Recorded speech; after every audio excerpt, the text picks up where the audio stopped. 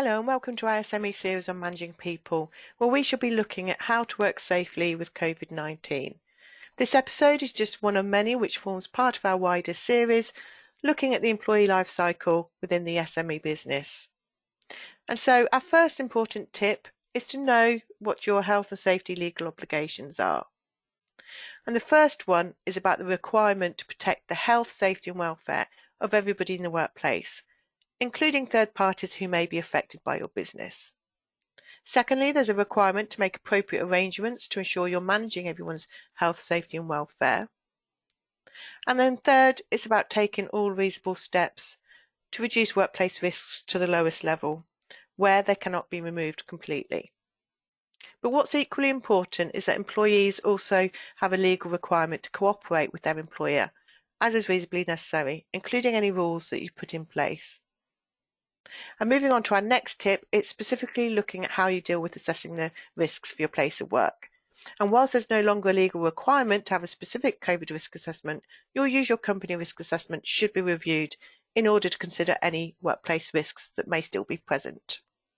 And as part of your review process, consider the risks on those who are clinically extremely vulnerable, those who are pregnant, as well as those who may have other health conditions, especially those that constitute a disability for the purpose of the Equality Act. And so moving on to our next tip, it's about identifying reasonable measures and to manage the risks in the workplace. But what measures would be reasonable? Well, it all depends upon the environment in which your employees work, the jobs you undertake, and of course the level of risk identified in your risk assessment. But let's take a look at some ideas. So first of all, you may wish to retain the additional hygiene measures that have come about because of COVID.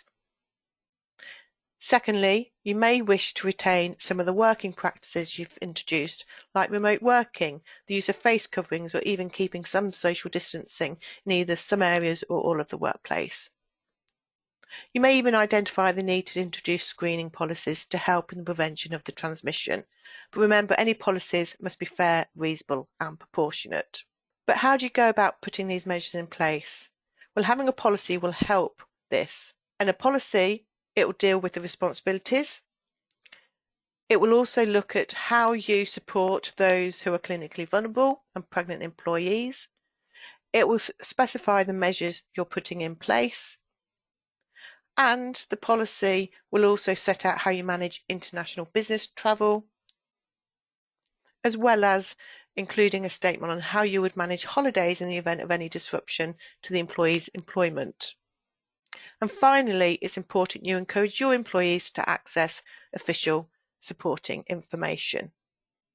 So there's a lot of information there, but it brings us to the end of our guide on how to work safely with COVID-19.